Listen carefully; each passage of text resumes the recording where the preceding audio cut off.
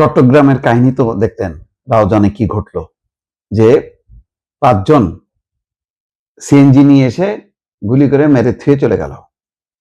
আর একটা ভয়ঙ্কর জোন খুলনা, সেই খুলনায় কি হচ্ছে, এবং সেখানে কিন্তু এখন বিশেষ অভিযান চলছে। তার মধ্যে ফজরের নামাজের সময় মসজিদে ঢুকে গুলি, 2 জন আহত। তার মানে বেঁচে গেছে, এটা আল্লাহ রক্ষা করছে, তা নাহলে মরে যাওয়ারই কথা। খুলনায় ফজরের নামাজ চলাকালে মসজিদের ভেতরে ঢুকে মুসল্লিকে লক্ষ্য করে গুলির ঘটনা ঘটেছে। এই ঘটনায় মসজিদ কমিটির এক নেতা সহ 2 জন গুলিবিদ্ধ হয়েছেন। তাদের মধ্যে একজনের অবস্থা আশঙ্কাজনক হওয়ায় উন্নত চিকিৎসার জন্য তাকে ঢাকায় পাঠানো হয়েছে। রোববার ভোর 5:30টার দিকে নগরের দৌলতপুর থানার পশ্চিম কাশীপুর বিদ্যুৎ কেন্দ্রে জামে মসজিদে এই ঘটনা ঘটে। গুলিবিদ্ধ হলেন মসজিদ কমিটির সেক্রেটারি লোকমান হাকিম এবং আলম শেখ। ফজরের নামাজে চলাকালে সশস্ত্র দুর্বৃত্তরা আকস্মিকভাবে মসজিদের ভেতরে ঢোকে। তারা সরাসরি লোকমান হাকিমকে লক্ষ্য করে গুলি ছোড়ে। এতে আলম শেখও গুলিবিদ্ধ হন।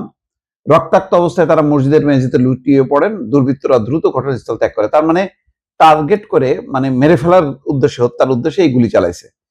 গুলির শব্দ শুনে অন্য মুসল্লি এবং স্থানীয় লোকজন ঘটনাস্থলে ছুটে যান। পরে তারা আহত 2 জনকে উদ্ধার করে খুলনা মেডিকেল কলেজ হাসপাতালে পাঠানো হয়েছে। তাহলে বোঝেন, এই যে মসজিদে এইসব ঘটনা কোথায় ঘটে? পাকিস্তানে ঘটে, আফগানিস্তানে ঘটে।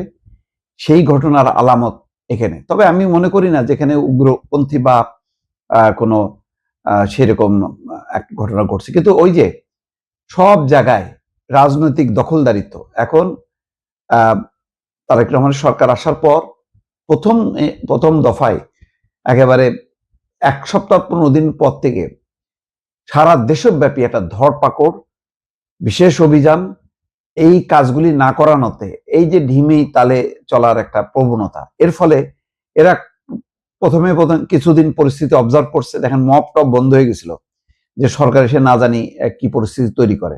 আস্তে আস্তে এদের ভয় কেটে গেছে, কেটে যে এখন তারা বেপরোয়া হয়েছে। সারা দেশে চলতেছে এই ঘটনাগুলি, বড় বড় ঘটনাগুলি পত্রিকায় আসছে, কিন্তু অন্যান্য ঘটনাগুলি আসছে না। তার মানে বন্ধ হয়ে আছে তা না। এখন কে থামাবে?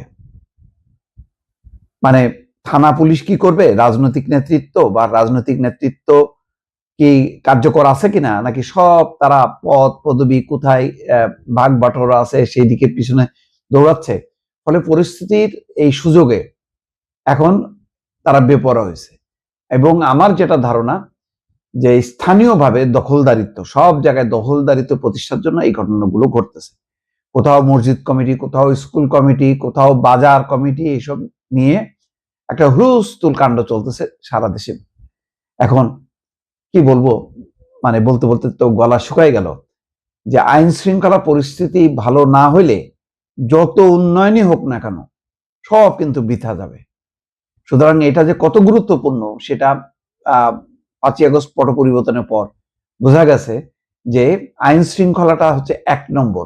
এটা ঠিক তো দুনিয়া ঠিক, আর এটা ঠিক না হলে কোনো কিছুই ঠিক না। এখন সরকার কি করবে, সরকারই জানে ভালো মতো।